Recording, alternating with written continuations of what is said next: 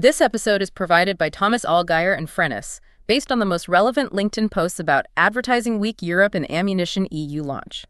Frennis is a B2B market research company helping enterprise marketing teams sharpen their strategies and outreach with customer segmentation, ideal customer profiles and deep dives, customer needs analyses, and buying center insights. All right, so we are jumping into the top Advertising Week Europe trends seen across LinkedIn. Yeah, and to kick this deep dive off, I want you to just imagine taking like 55% of your entire marketing budget this quarter, stuffing it into a briefcase, and dropping it straight into an industrial shredder. Just completely gone. Completely gone, evaporated. And, according to the raw data coming out of Advertising Week Europe, that is the brutal reality for most enterprise brands right now. It is. Billions of dollars are just, well, they're vanishing. And if you are listening to this right now while, say, staring at a dashboard full of supposed qualified leads that your sales team is actively ignoring. Right, actively ignoring, then the conversations we are unpacking today are going to hit very, very close to home.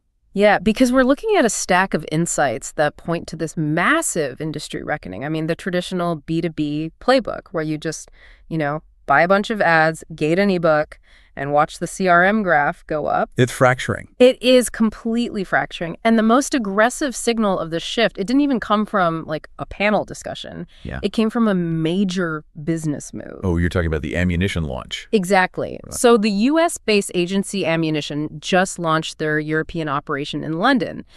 And the way they are positioning themselves, it feels like a direct attack on the old agency model. Yeah, they aren't playing nice with the old rules. Not at all. They brought in serious operators for this. You have Renee Edwards as managing director for Europe and Chris Shadrick as director of strategy to really drive this entry. What's fascinating here is the core philosophy that Ammunition is exporting to Europe. They call it growth, no matter what. Which is a bold claim. It's incredibly bold. And Chris Shadrick was very explicit in his post about the London launch.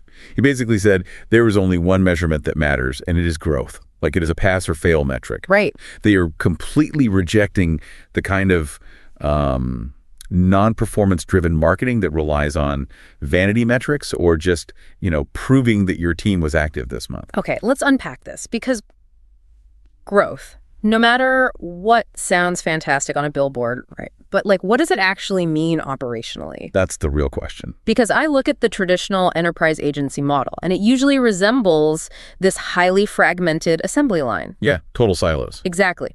The strategy team sits in one silo, dreaming up this massive brand narrative. Yeah. Then they hand it off to a creative team in another silo. Who usually just wants to win an award for the visuals. Right. They just want it to look pretty. And then at the very end of the line, the media execution team is left holding the bag. They're trying to force these subjective, overly polished assets into a performance marketing campaign. And it usually fails. It fails miserably. But Ammunition is claiming to replace that entirely with what they call an integrated operating machine. Which basically means they are refusing to separate the thinking from the doing. Mm-hmm. In a true integrated operating machine, the media buyer, the creative director, and the strategist, they are all working from the exact same real-time data feedback loop. So no waiting around. Exactly. If an asset isn't driving pipeline, the creative team knows instantly and they pivot rather than, waiting for some quarterly review to find out they wasted money. But let me push back a bit on this. Is this operator-led, hyper-accountable expansion truly what enterprise clients are demanding right now? Or is it just, clever positioning to win RFPs? Well, you'd think it might be just talk, but the reaction from the market suggests they are absolutely desperate for it. Really? Oh, yeah. Look at the ecosystem buy-in at their launch event.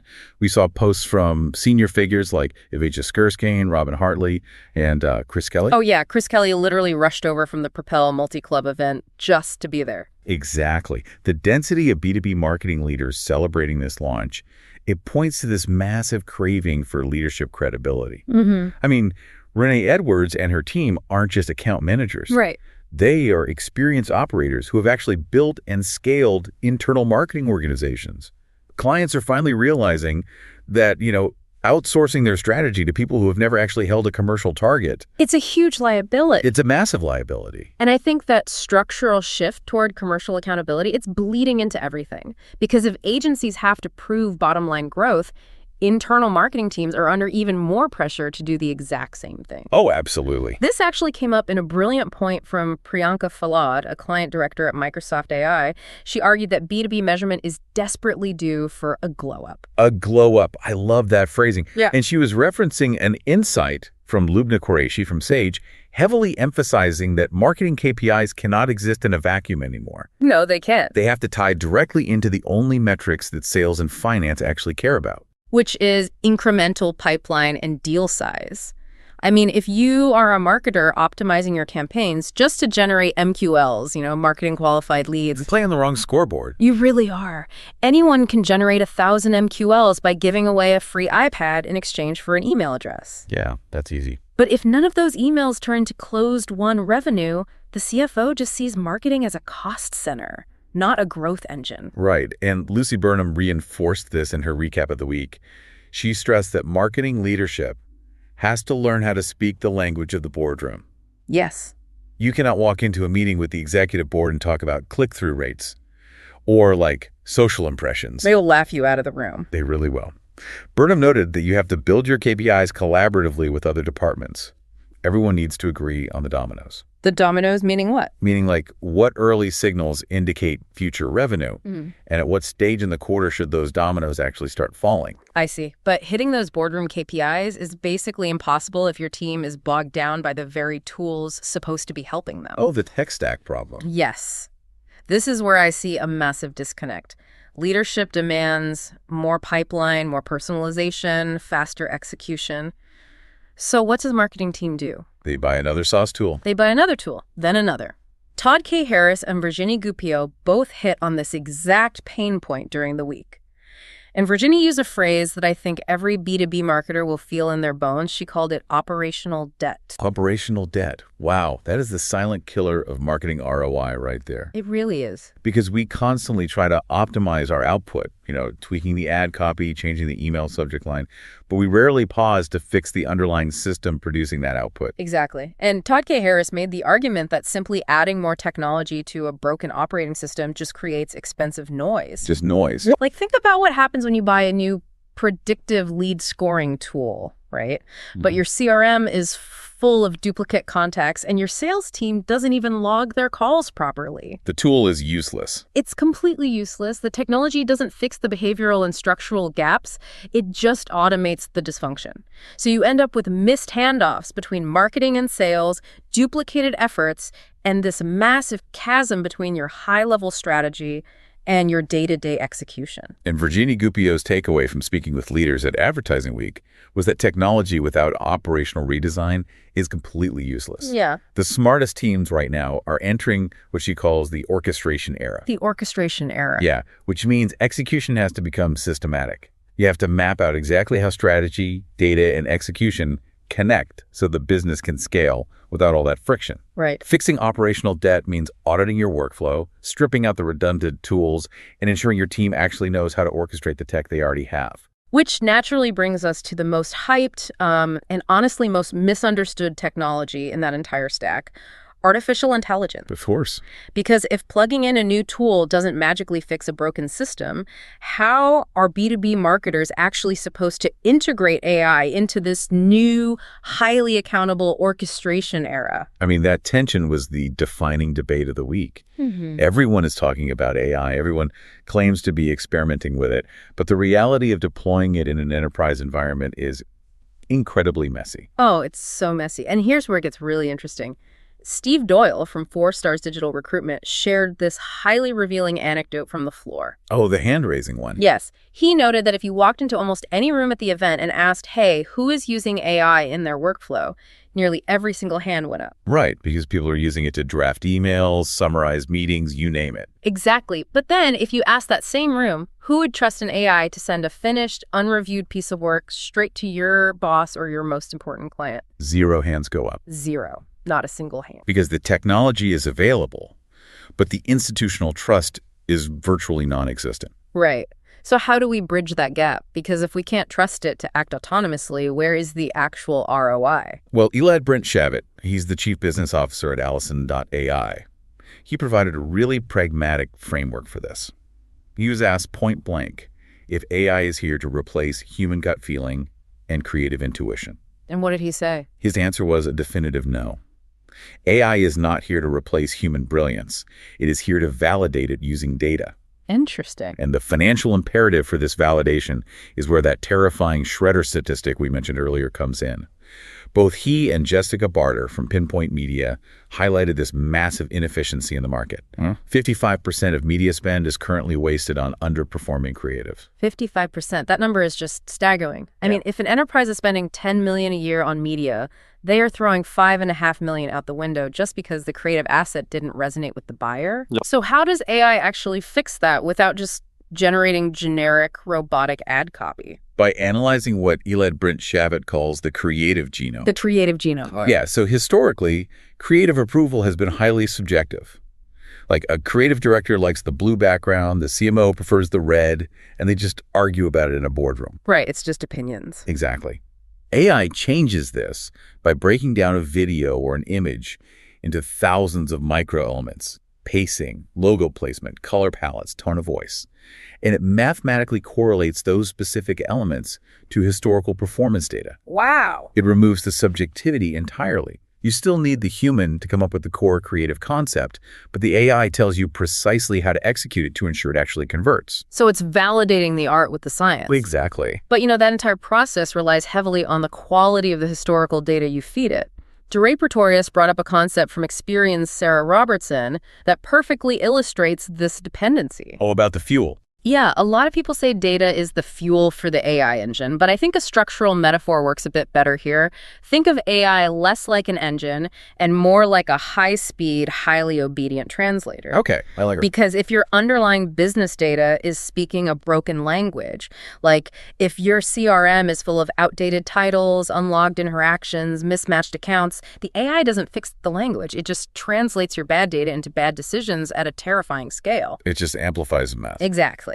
If you haven't paid down your operational debt, your AI outputs will be actively damaging to your brand. And if we connect this to the bigger picture, the impact of AI goes far beyond just optimizing your internal workflows or, refining your ad creative. It is fundamentally rewiring how B2B buyers discover brands in the first place. This is the scariest part. It is. Chandrakattu Tripathi introduced a concept during the week that every marketer needs to understand immediately: GEO, or generative engine optimization. Right, so we all know SEO, optimizing your website so Google ranks it highly.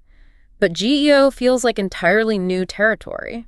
How does a brand optimize for a generative engine like ChatGPT or Claude? Well, Tripathi pointed out a structural truth about large language models that most companies are completely ignoring. LLMs do not care about your polished corporate press releases. I don't. No. Yeah.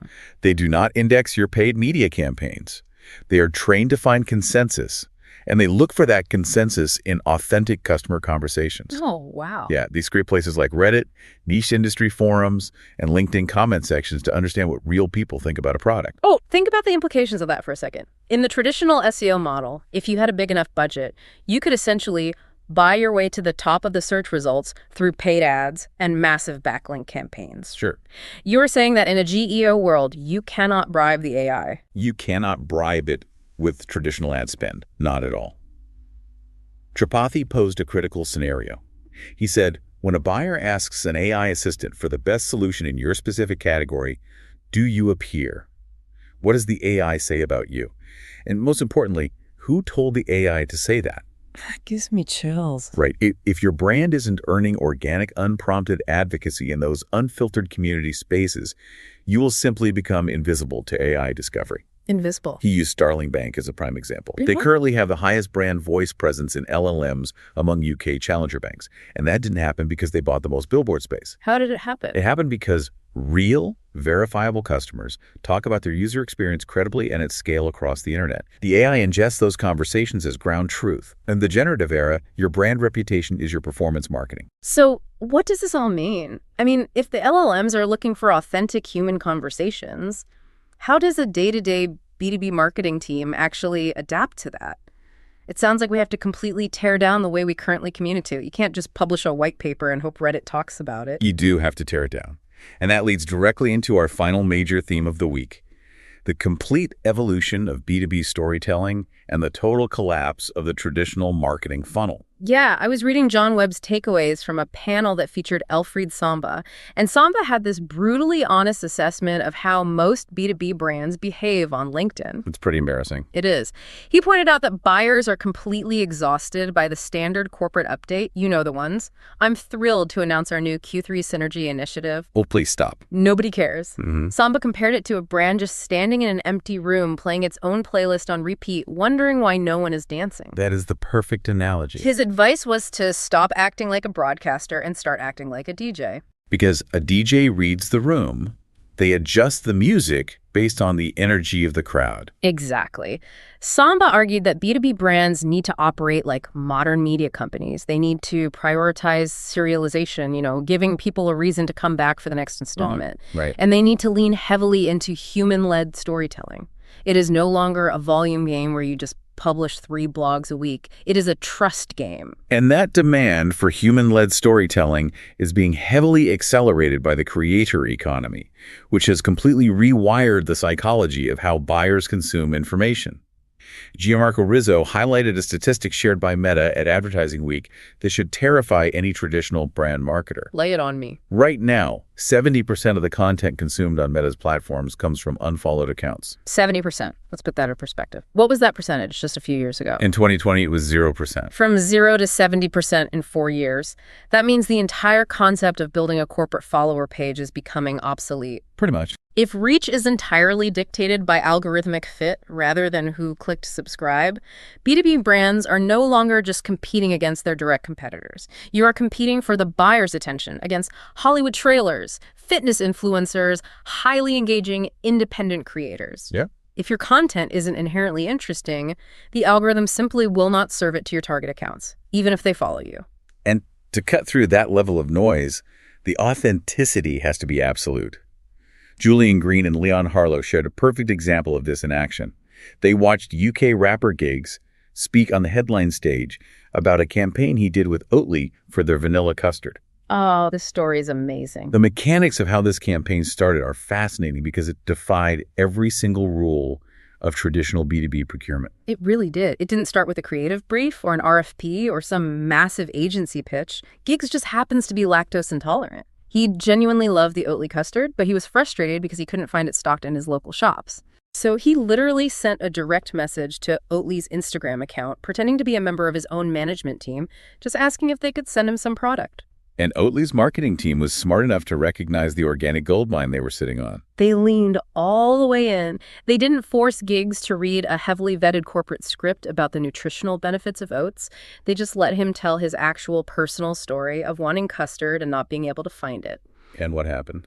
The result was a campaign that drove over 20 million views and a 168% uplift in Google searches. It worked because it tapped directly into culture. It wasn't a forced interruption. It was a real human insight scaled up. This raises an important question for our listeners, though.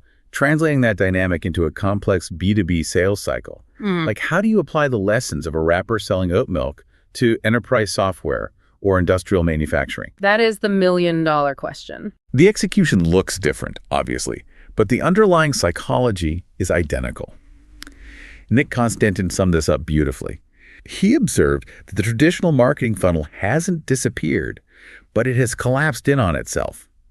Context and relevance are the only things that matter now. Because B2B buyers do not check their human psychology at the door when they log into their work computers. They still crave narrative, they still detect corporate nonsense instantly, and they still buy from people they trust. Exactly. Constantin pointed out that brands have to abandon the mindset of interruption and move toward true participation. Yes. Community building is no longer a tactic you bolt onto the end of a campaign to generate some extra engagement. Community belongs at the very top of the strategy. Right. The brands winning right now are the ones participating genuinely in the spaces where their buyers already live. You have to earn the right to use aggressive performance marketing tactics by first establishing long-term, authentic brand credibility. If your entire strategy relies on scroll bait and gating content, you're actively contributing to your buyers' fatigue. It really feels like the overarching theme of the week was finding clarity in the chaos. Alex Montenegro framed this perfectly when discussing career longevity, but I think it applies universally to brand strategy right now. Yeah. In a turbulent, bumpy market, your legacy or your historical budget size is not your safety net. No, it's not. Clarity is. You have to be undeniable in the value you create, and you have to communicate that value through actual human beings. Couldn't agree more. Okay, we have covered some serious ground today. Let's briefly synthesize the journey for everyone listening. The through line here is undeniable. The era of doing things just to look busy is over. Amen to that. It started with Ammunition's London launch, proving that the market is aggressively shifting toward operators who demand bottom-line accountability, growth, no matter what. Right. But to actually deliver that growth, we saw that teams have to confront their operational debt. You cannot buy your way out of a broken process by layering more MarTech on top of it. You have to orchestrate your systems. Orchestrate. Don't just add. Exactly. And that systematic foundation is the only way to safely deploy AI. Whether you are using it to analyze the creative genome and stop wasting millions on bad ads, or you are trying to ensure your brand is organically visible to generative engines by seeding real trust in communities. Which is the GEO concept. Yes, GEO. And ultimately, earning that trust requires a total rewrite of how we tell stories. The funnel has collapsed, reach is algorithmic, and if you aren't communicating with genuine human insight, you are invisible. You're just a DJ in an empty room. Exactly. If you enjoyed this episode, new episodes drop every 2 weeks. Also check out our other editions on account-based marketing, field marketing, channel marketing, MarTech, go-to-market, and social selling. Thank you so much for joining us on this deep dive. Make sure you hit subscribe so you don't miss the next one. I will leave you with this final thought to mull over.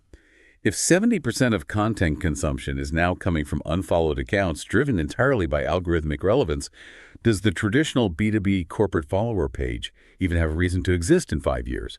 Or will your entire digital footprint be carried by the unfiltered, personal voices of your employees?